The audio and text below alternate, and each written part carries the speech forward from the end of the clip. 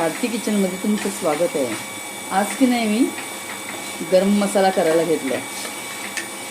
सर्व जिन्नस मी हे आणलेलं एकत्र करून कारवारला गेलेले, तिकडे मैत्रिणींबरोबर ती काही कामाच्या निमित्ताने, ऑफिसच्या कामाच्या निमित्ताने मी गेलेली। तिथून मी गरम मसाला आणलेला। खूप दिवस झाले, 4-5 महिने झाले त्याला, पण मला काही वेळच मिळत नव्हता। म्हटलं आज म्हटलं चला माझ्या लेकीसोबत मी हे शूट करते, तुम्हाला दाखवण्याचा प्रयत्न करते। फक्त त्याच्यातला ते काढते।